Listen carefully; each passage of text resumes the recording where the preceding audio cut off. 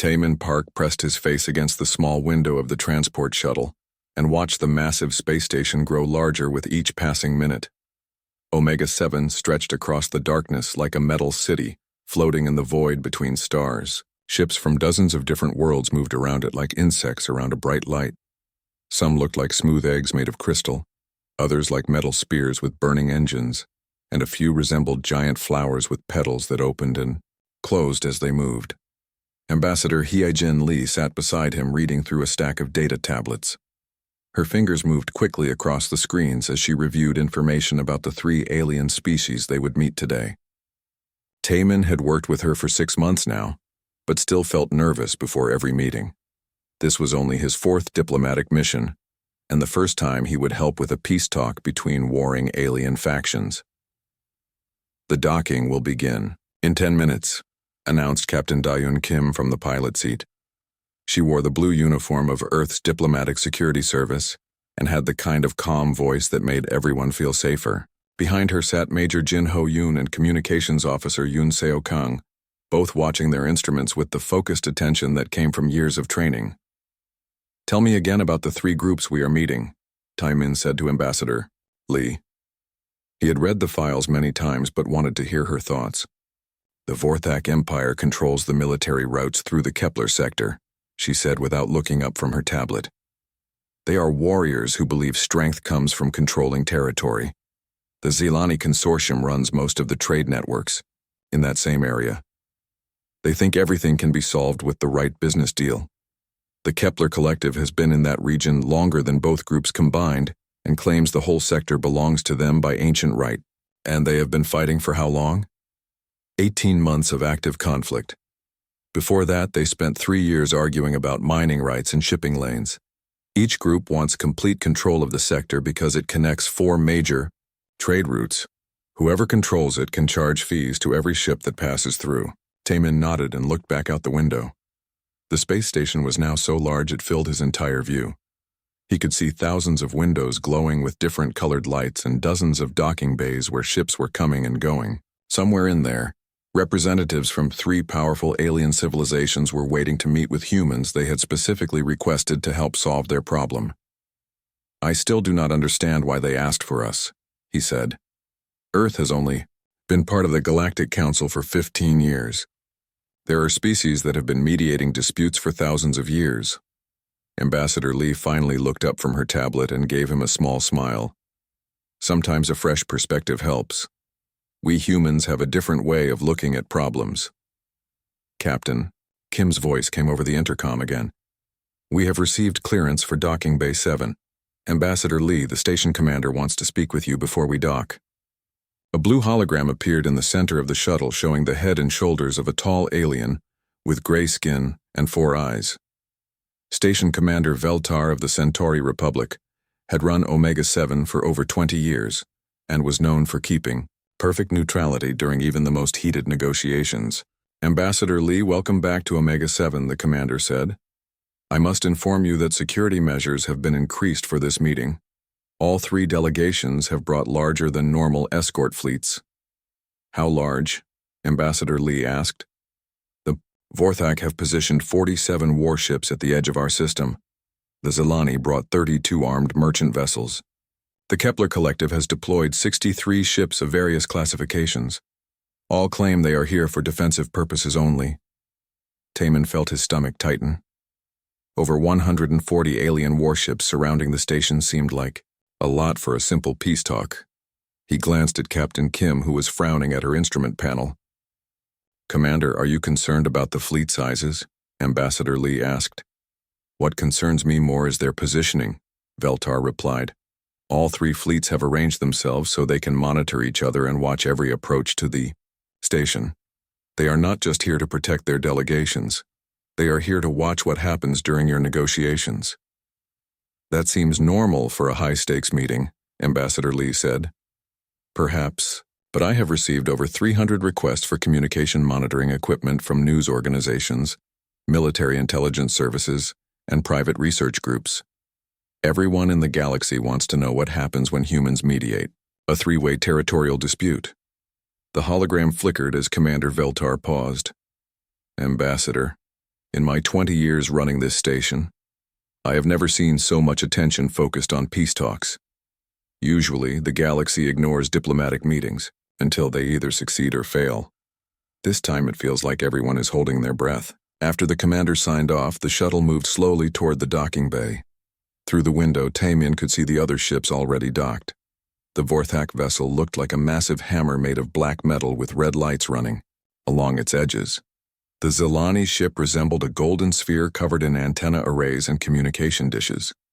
The Kepler Collective had sent something that looked like it had grown instead of being built, with organic curves and a surface that seemed to shift color as he watched. "Captain Kim, what do you think about all those warships?" Taemin asked. "Standard escort procedure," she replied, but her tone suggested she was not entirely convinced. "Though I am curious why the Vorthak brought so many heavy cruisers for a diplomatic mission." Communications Officer Kang looked up from her station. "Ma'am, I am picking up encrypted chatter between the alien fleets. Heavy encryption that keeps changing every few minutes. Can you decode it?" "Not yet, but the volume of communications is unusual. They are talking to each other a lot for groups that are supposed to be enemies." Ambassador Lee closed her data tablets and looked around at her team. "Remember, our job is simple. We listen to all three sides, help them find common ground, and guide them toward a solution that benefits everyone. We have done this before." The shuttle settled into the docking bay with a soft thump. Through the airlock windows, Taemin could see the delegation from Earth's escort ship Soul's Pride waiting to meet them. Dr. So Young Han, the xenopsychologist, stood beside intelligence analyst Min Ho Jung and 3 other specialists, who would provide support during the negotiations. As they prepared to disembark, Captain Kim checked her sidearm and looked around the shuttle one more time. "Something feels different about this mission," she said quietly. "I have escorted diplomatic teams to over 50 peace talks, and I have never seen security preparations like this." "Different how?" Ambassador Lee asked. "Usually the aliens spend their time watching each other and trying to figure out what the other sides are planning. This time they all seem to be watching us." Taemin gathered his papers and followed the ambassador toward the airlock. As they stepped onto the station, he noticed something that made him pause.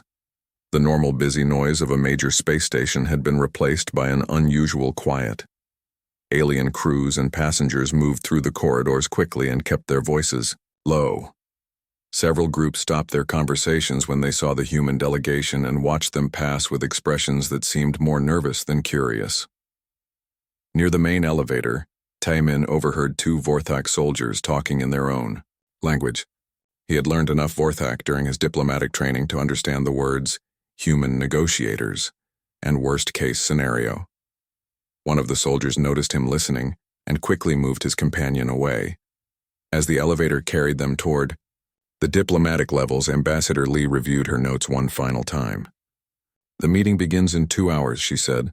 "We will have 30 minutes with each delegation separately before the joint session starts." "What should I focus on during the preliminary meetings?" Taemin asked. "Watch their body language and listen for what they do not say.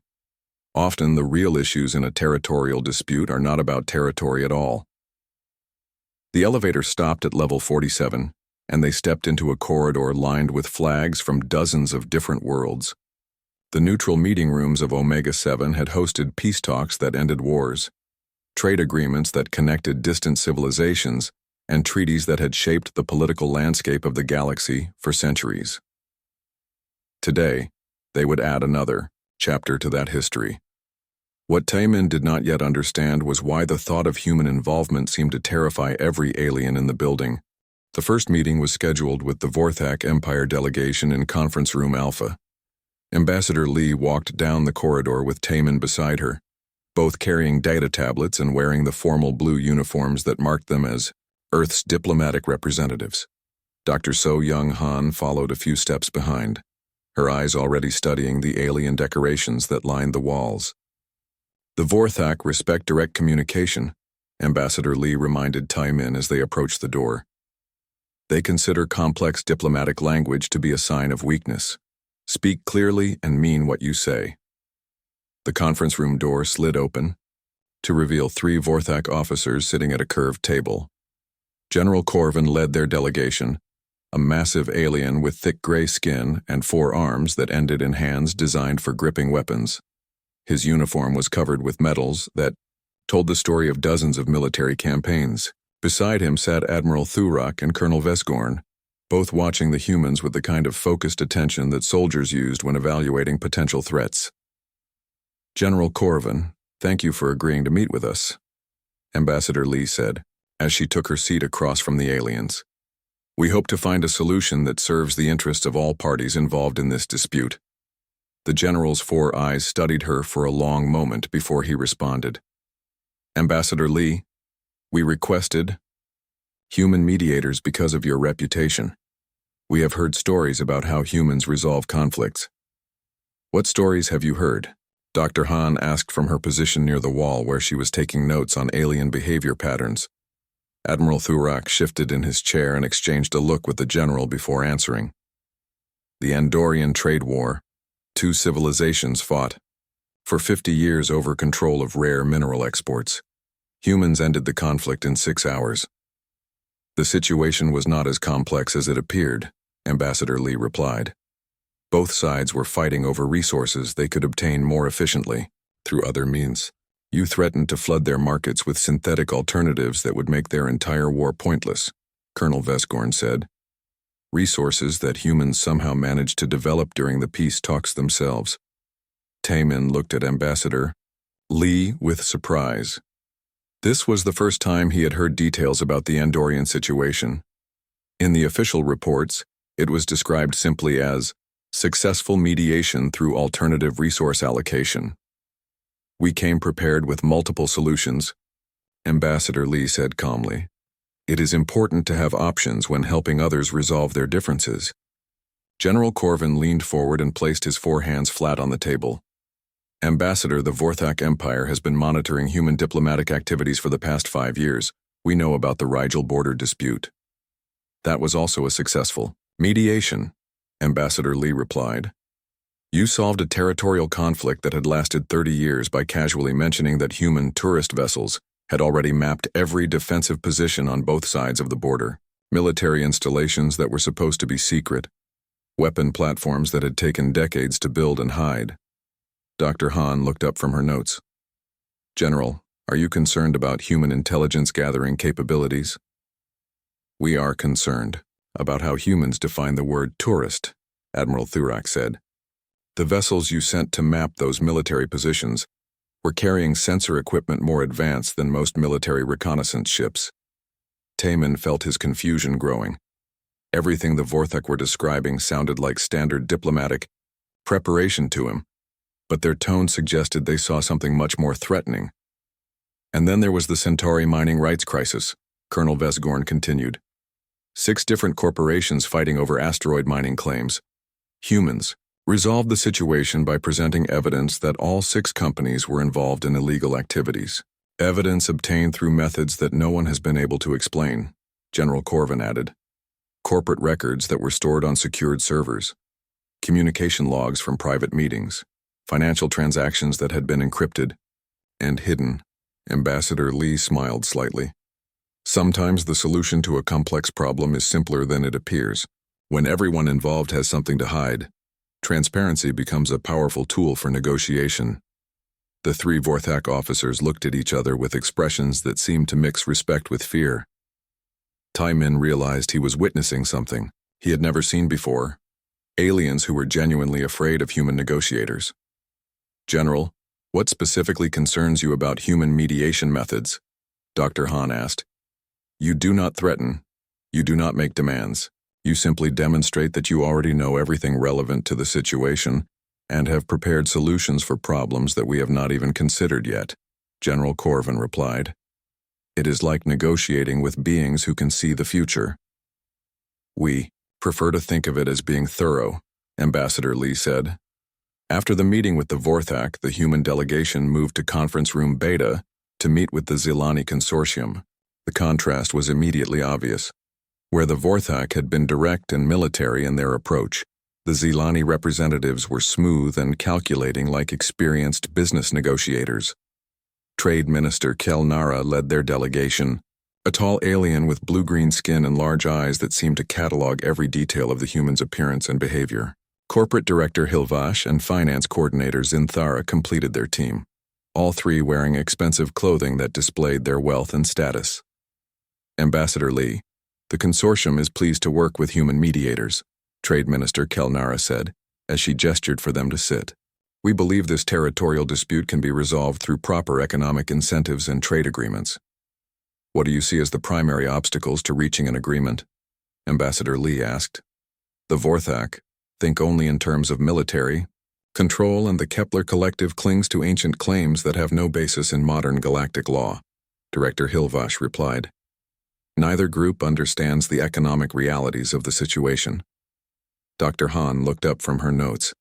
What economic realities? Finance Coordinator Zinthara activated a holographic display showing trade routes and shipping statistics. The Kepler sector connects 4 major trade networks. Whoever controls it can charge transit fees to every merchant vessel that passes through. The potential revenue is enormous. How enormous? Taemin asked. Approximately 2 trillion credits per year, Trade Minister Kelnara replied. But only if the shipping lanes remain stable and secure. Military conflicts reduce trade volume and increase insurance costs for merchants. Ambassador Lee studied the holographic display for a few moments. Have any of the 3 groups considered sharing control of the sector? The 3 Zilani representatives exchanged looks that seemed to mix amusement with disbelief. Ambassador, with respect, the concept of sharing control goes against the basic nature of all 3 civilizations involved, Director Hilvash said. The Vorthak believe that territory belongs to whoever can defend it. The Kepler Collective thinks they own the sector by right of ancient occupation. We Zilani operate on the principle that control should belong to whoever can manage resources most efficiently. All 3 positions have merit, Ambassador Lee said. Perhaps the solution involves finding a framework that incorporates elements from each perspective. Trade Minister Kelnara leaned back in her chair and studied the ambassador, with the kind of intense focus that successful business leaders used when evaluating a potential partner or threat. Ambassador, the consortium has also been monitoring human diplomatic activities. We are aware of your reputation for achieving impossible compromises. Such as? Dr. Han asked. The Tau Ceti manufacturing dispute, Finance Coordinator Zinthara replied. 17 different companies claiming ownership of the same orbital factory complex. Humans resolved the situation by proposing a shared ownership structure that gave each company exactly what they needed, while preventing any single group from gaining too much power. A logical solution, Ambassador Lee said. A solution that required knowledge of each company's internal financial situation, long-term business strategies, and secret development projects, Director Hilvash added. Information that should have been impossible for outside mediators to obtain. Taemin noticed that the Zilani were describing the same pattern the Vorthak had mentioned, humans somehow knowing far more about a situation than should have been possible. He was beginning to understand why both groups seemed nervous despite specifically requesting human mediation. The third meeting was with the Kepler Collective in Conference Room Gamma. Elder Scholar Mordun led their delegation, an ancient alien, whose species had been spacefaring for over 10,000 years. Historical archivist Peltara and cultural advocate Rilkson sat with him at a table carved from what appeared to be living wood that had been shaped rather than cut. Honored humans, Elder Scholar Mordun said in a voice that carried the weight of centuries. The collective appreciates your willingness to mediate this dispute. We hope you will understand that our claim to the Kepler sector is based on rights that predate the existence of both the Vorthak Empire and the Zilani Consortium. How long has your civilization occupied the sector? Ambassador Lee asked. Our people established the first permanent settlements in that region over 8,000 years ago. The main conference hall of Omega 7 was designed to host negotiations between species that might have very different ideas about comfortable environments. The room could adjust its lighting, temperature, and even gravity in different sections to accommodate various biological needs. Today, it held representatives from 4 different worlds sitting around a circular table, that had been crafted from materials provided by each civilization. Ambassador Lee entered the hall with her delegation and took their assigned seats between the Vorthak and Zilani representatives. Tai Min sat beside her, still trying to process everything he had learned during the preliminary meetings. Across the table, Dr. Han positioned herself where she could observe all three alien delegations while taking notes on their interactions. Station Commander Veltar stood at the center of the room to formally open the negotiations. Honored representatives, we gather today to address the territorial dispute concerning the Kepler sector. The Galactic Council has appointed Ambassador Lee and her delegation from Earth to serve as neutral mediators. May these talks bring peace and understanding to all involved. As the commander left the room, Ambassador Lee activated her data tablet and looked around the table at the assembled aliens. Thank you all for agreeing to this mediation. I have reviewed the preliminary positions of each group, and I believe we can find a solution that addresses everyone's primary concerns. General Corvin of the Vorthak Empire leaned forward. Ambassador, before we begin discussing specific proposals, the Vorthak delegation has questions about human mediation procedures. What questions? Ambassador Lee asked. Our military intelligence services have been analyzing human diplomatic activities for the past 5 years, Admiral Thurak said. We have identified patterns that concern us. Trade Minister Kelnara of the Zilani Consortium nodded in agreement. The consortium has reached similar conclusions. Human mediators demonstrate knowledge and capabilities that seem to exceed normal diplomatic preparation. Elder Scholar Morden of the Kepler Collective spoke slowly, his ancient voice carrying across the room. The collective's archives contain records of every successful human mediation for the past decade. In each case, humans resolved conflicts by demonstrating awareness of information that should have been impossible to obtain. Taemin looked at Ambassador Lee, expecting her to seem surprised or defensive. Instead, she simply nodded calmly and made a note on her tablet. I understand your concerns, she said. Perhaps it would help if I explained how Earth's diplomatic corps prepares for mediation assignments. She stood and activated the room's holographic display system. A three-dimensional map of the galaxy appeared in the center of the table with the disputed Kepler sector highlighted in red. When we received your request for mediation 6 weeks ago, our preparation team began gathering information about the situation. Ambassador Lee continued. We started with public records, news reports, and official statements from all three governments. The holographic display zoomed in on the Kepler sector, showing the locations of planets, space stations, and major shipping routes. However, public information rarely tells the complete story of a territorial dispute. To be effective mediators, we needed to understand the real motivations of each group and the actual capabilities you could bring to bear on the situation. Colonel Vesgorn of the Vorthak military shifted uncomfortably in his seat. How did you gather information about our military capabilities? We observed your fleet movements for the past 18 months, Ambassador Lee replied matter-of-factly. Ship classifications, patrol patterns, supply routes, and communication frequencies. All of this information helped us understand how serious you were about defending your territorial claims. Admiral Thurak's 4 eyes widened. You were monitoring our military operations? We were watching public activities in open space, Ambassador Lee corrected. Your ships were not hiding their movements. We simply paid attention to what they were doing. Dr. Han looked up from her notes. Our intelligence division has been tracking commercial and military traffic throughout this region since the dispute began. It's standard procedure for understanding the strategic importance of contested territory. Finance coordinator Zinthara of the Zilani delegation leaned forward. What about corporate financial information? How did you obtain data about our trade revenues and shipping contracts? We analyzed economic patterns and cross-referenced them with public trade data, Ambassador Lee replied. When you know the volume of traffic passing through a region and the standard fees charged for similar services elsewhere, calculating potential revenues becomes a matter of basic mathematics. She gestured to the holographic display, which now showed trade route data with flowing lines representing merchant traffic. We also reviewed insurance claims, shipping delays, and route changes that resulted from the territorial dispute.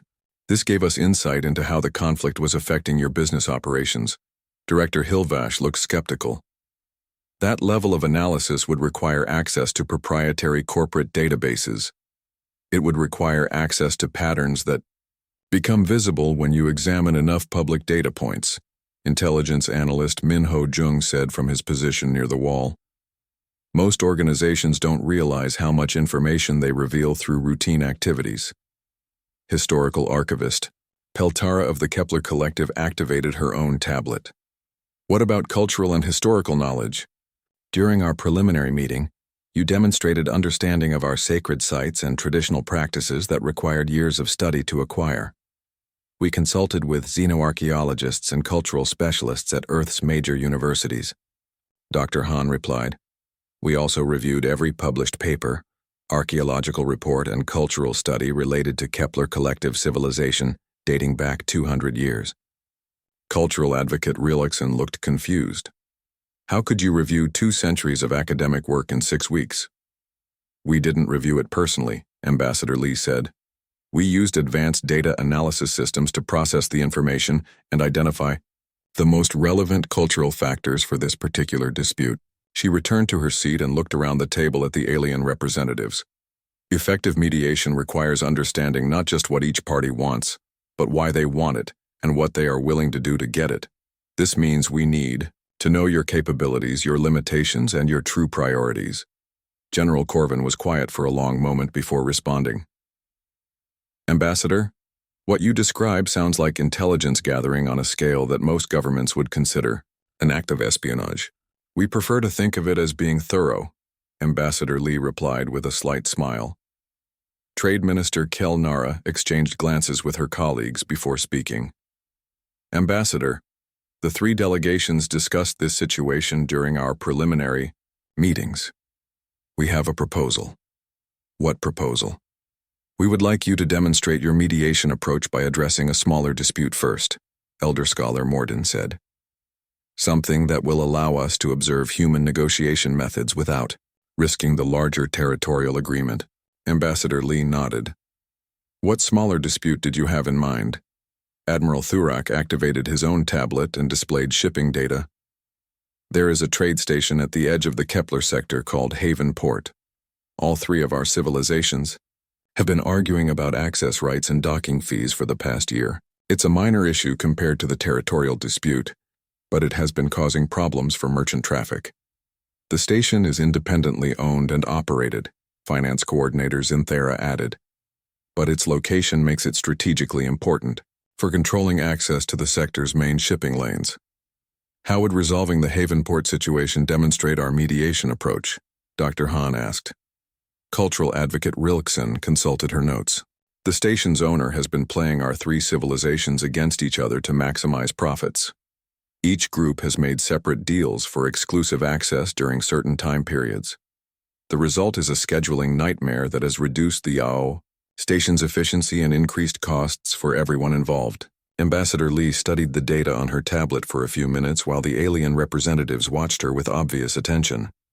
Taemin noticed that they seemed to be treating this like a test of human capabilities rather than a simple negotiation exercise. I see several potential solutions, Ambassador Lee said finally. But first, I need to understand the current agreements each group has with the station owner. She gestured to Communications Officer Yun Seo Kang, who had been quietly monitoring communications from her position near the door. Officer Kang, do we have current contract information for Haven Port? Yes, ma'am, Kang replied, consulting her tablet. We obtained copies of all 3 exclusive access agreements, the station's operational schedules, and traffic management data for the past 18 months. The alien representatives looked at each other with expressions that mixed surprise with what appeared to be resignation. How did you obtain private contract information? Trade Minister Kelnara asked. The station owner filed copies of all agreements with the Regional Commerce Authority as required by Galactic Trade Law, Officer, Kang replied. The documents are public records, though they require knowing the correct filing codes to access them. The second day of negotiations began with an unexpected development. Instead of meeting in separate delegations, representatives from all 3 alien civilizations gathered in Conference Room Delta for what they called a consultation session. Taemin arrived early and found them already deep in conversation, their voices low and their expressions serious. General Corvin noticed him first and gestured for him to join them at the table. Diplomatic Attaché Park, we were hoping to speak with someone from your delegation before today's formal session begins. Of course, Taemin replied, taking a seat across from the assembled aliens. What can I help you with? Trade Minister Kelnara activated a holographic display showing data from the previous day's negotiations. We have been analyzing the Haven port solution your team proposed. The efficiency improvements are remarkable, but the speed at which you developed the proposal concerns us. How so? Taemin asked. Elder Scholar Morden leaned forward, his ancient features grave with worry. Young human, your team demonstrated knowledge of contract details, operational schedules, and traffic patterns that should have required weeks of investigation to obtain. Yet you produced a comprehensive solution within minutes of learning about the situation. Admiral Thurak of the Vorthak military activated his own tablet. We have been comparing yesterday's events to other human mediations. The pattern is consistent across every case we examined. What pattern? Taemin asked, though he was beginning to suspect he knew the answer. Humans arrive at negotiations already knowing more about the situation than the people directly involved, Colonel Vesgorn replied. You demonstrate understanding of capabilities, limitations, and motivations that participants themselves may not have fully considered. Finance Coordinator Zinthera brought up additional data. During the Tau Ceti manufacturing dispute, human mediators proposed a solution that required knowledge of 17 different companies' internal financial structures, long-term development plans, and secret research projects. Information that should have been impossible for outside observers to obtain. Cultural advocate Rillickson nodded in agreement. The Rigel Archaeological Preservation Agreement demonstrated human understanding of cultural practices and historical traditions that our own scholars had spent lifetimes studying, knowledge that was acquired in a matter of weeks. Taemin felt his confusion growing. Are you suggesting that human diplomatic preparation is somehow improper? We are suggesting that human diplomatic preparation exceeds what most civilizations would consider possible, Director Hilvash replied. The question is how you accomplish this level of information gathering in such a short time. Before Taemin could respond, the conference room door opened and Dr. So Young Han entered, with intelligence analyst Min Ho Young. Both carried data tablets and looked surprised to find the alien consultation session in progress. I hope we are not interrupting, Dr. Han said. Actually, we were hoping to speak with you as well, historical archivist Peltara replied. We have questions about human intelligence gathering methods.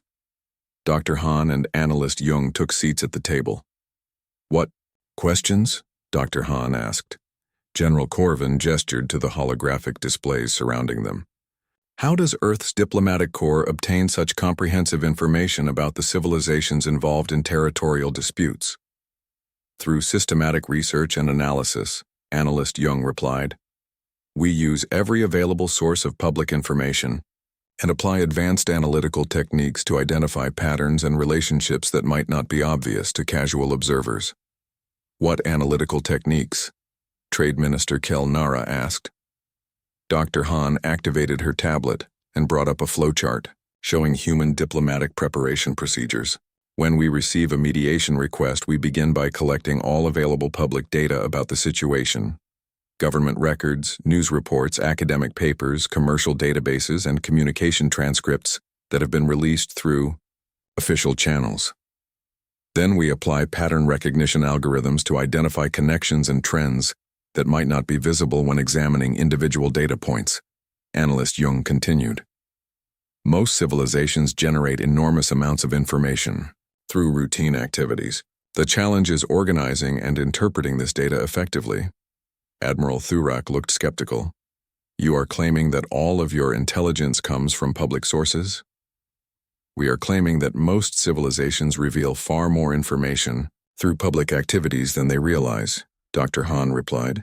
Military fleet movements, commercial shipping patterns, diplomatic communications, and cultural events All create data trails that can be analyzed to understand motivations and capabilities. Cultural advocate Rielksen consulted her notes. Dr. Han, during our preliminary meeting yesterday, you demonstrated knowledge of Kepler collective religious practices that are not described in any published academic work. How did you obtain this information? We consulted with xenoanthropologists who specialize in ancient civilizations, Dr. Han replied. We also analyzed architectural patterns in your sacred sites, ceremonial object designs, and historical artwork to identify cultural themes that might be relevant to the territorial dispute. In 6 weeks, historical archivist Peltara asked, we had assistance from artificial intelligence systems that can process and cross-reference information much faster than biological researchers, analyst Young explained. Pattern recognition. Programs can analyze thousands of cultural artifacts and identify commonalities in a matter of hours. Elder scholar Morden was quiet for a long moment before speaking. Are you telling us that humans use artificial intelligence to prepare for diplomatic negotiations? We use every available tool to ensure we understand the situations we are asked to mediate, Dr. Han replied. Colonel Vesgorn activated his tablet and displayed military data. What about our defensive capabilities and strategic weaknesses? How did you identify military installations that are supposed to be classified? We observed your fleet movements and analyzed their patterns, analyst Young said. When ships regularly patrol specific areas or maintain communication with particular coordinates, those locations become points of interest. Combine this with gravitational anomaly data, energy emission signatures, and supply route analysis, and the locations of major installations become evident. You are describing comprehensive surveillance operations, General Corvin said. Are describing careful observation of public activities, Dr. Han corrected. Your military operations take place in open space where they can be monitored by anyone with appropriate sensor equipment. Finance coordinator Zinthara brought up commercial data. What about our private business information, corporate financial? Records and trade agreements that are not supposed to be public? We analyzed market patterns and economic trends, analyst Young replied. When you know the volume of traffic through a region, the types of goods being transported, and the standard profit margins for similar operations, calculating revenues and identifying business relationships becomes straightforward mathematics. But how did you know about our exclusive agreements with specific suppliers? Director Hilvash pressed. We cross-referenced shipping schedules with cargo manifests and identified patterns that suggested preferential relationships, Dr. Han explained. Companies that receive regular deliveries of specific materials are likely to have exclusive supply agreements.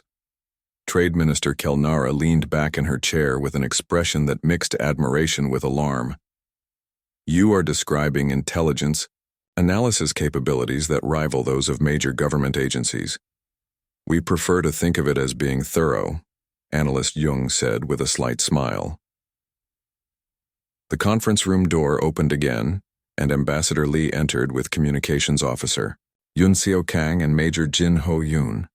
She looked around the table at the assembled aliens and humans with obvious interest. I hope this consultation session has been helpful, she said as she took her seat at the head of the table.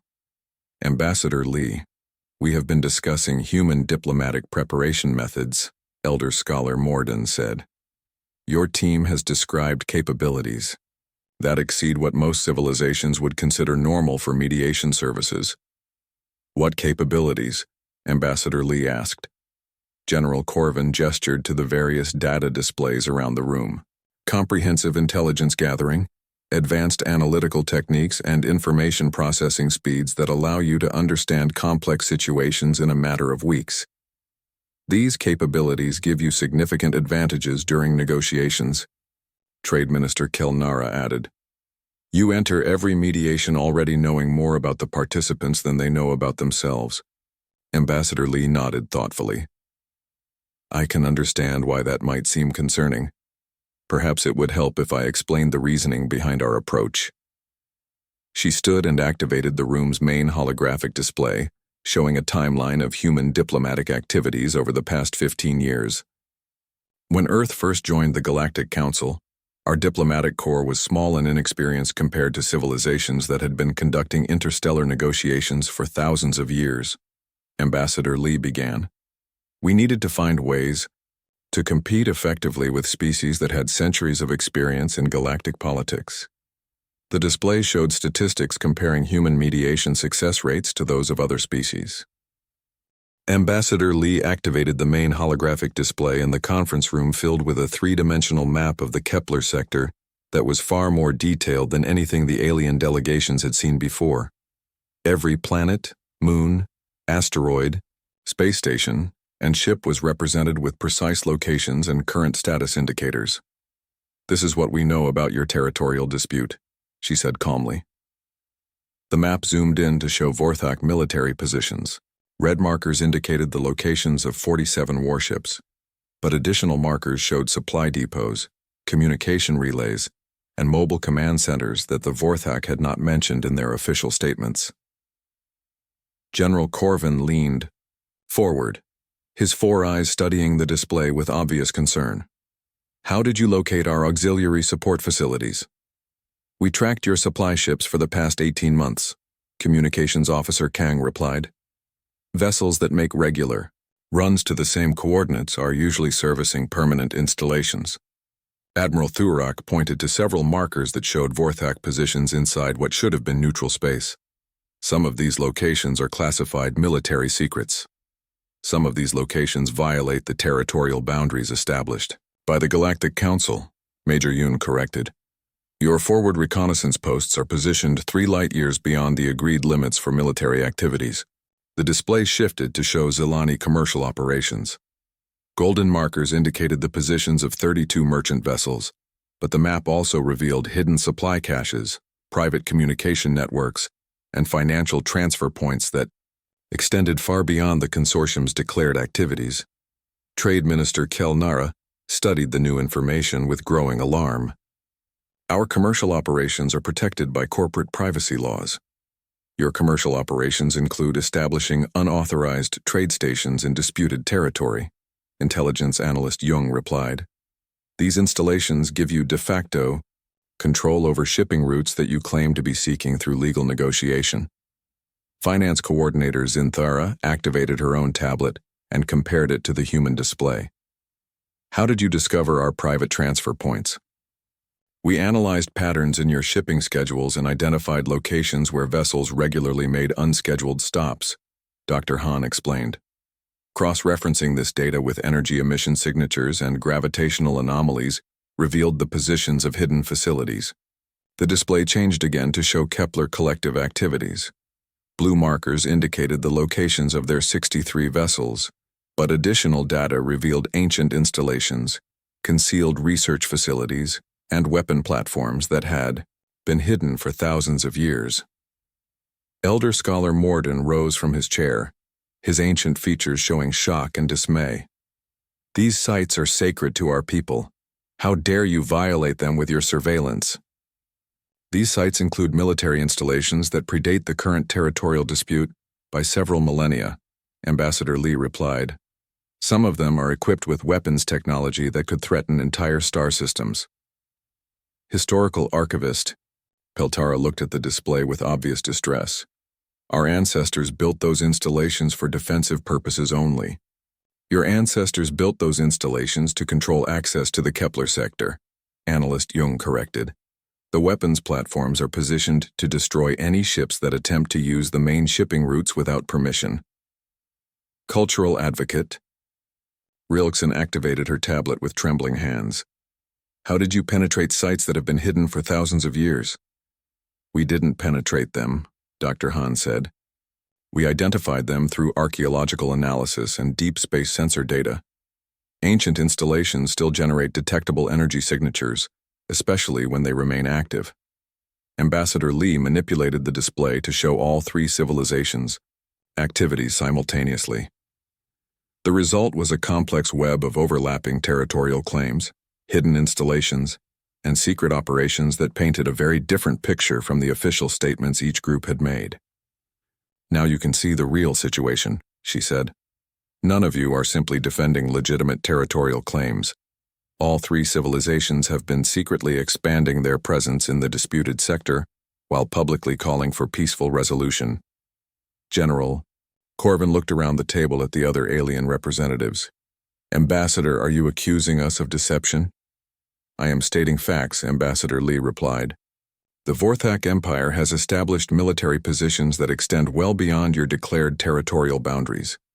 The Zelani Consortium has built commercial infrastructure throughout the disputed region, while claiming to seek legal resolution.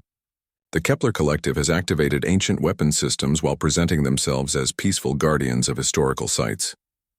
Trade Minister Kelnara stood and activated her own holographic display, but it showed only the basic territorial boundaries that had been publicly acknowledged. Our operations are limited to areas where we have legitimate commercial interests. Your operations include 12 unauthorized trade stations, 37 supply caches, and a private communication network that spans the entire sector, Communications Officer Kang said. This infrastructure gives you effective control over all major shipping routes regardless of the outcome of these negotiations.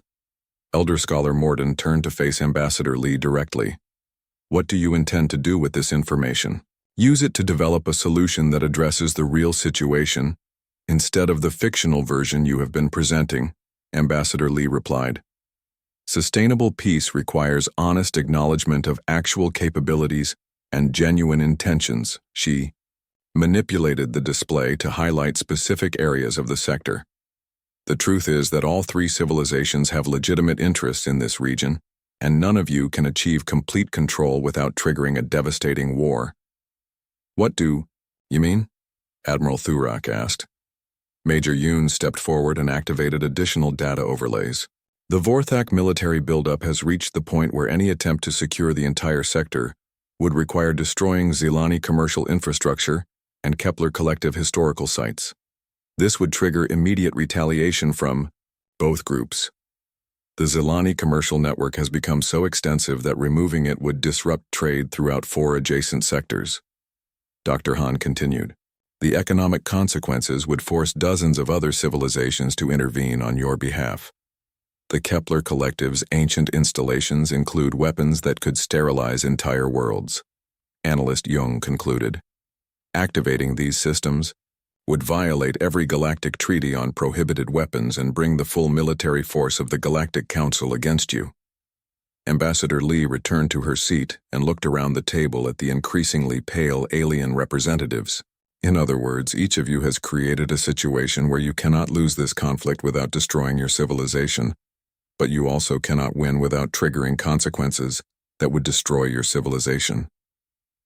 This is a deadlock, Colonel Vesgorn said quietly. This is an opportunity, Ambassador Lee corrected.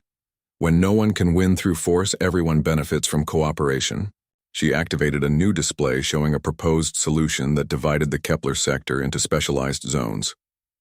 Military security managed by the Vorthak Empire, commercial operations coordinated by the Zelani Consortium, and historical preservation, overseen by the Kepler Collective. Finance coordinator Zinthara studied the proposal with obvious interest. This would require all three civilizations to work together. This would require all three civilizations to acknowledge what you are already doing, Ambassador Lee replied. The difference is that cooperation would be official instead of secret. Dr. Han activated additional details showing how the zones would function. Vorthak military forces would provide security for Zelani commercial operations and Kepler Collective historical sites. In return, you would receive transit fees for merchant traffic and access to ancient technology for research purposes.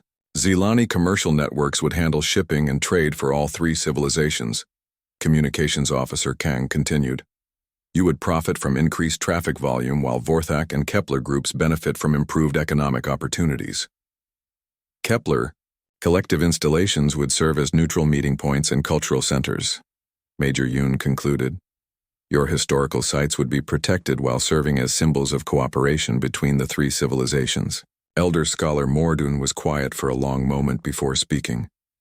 This proposal would formalize arrangements that we have been developing informally for months. What do you mean? Taemin asked. Historical archivist Peltara activated her tablet and displayed communication logs. The three civilizations have been coordinating our activities to avoid direct confrontation. We have been sharing information about fleet movements, commercial schedules, and security concerns. General Corvin nodded reluctantly.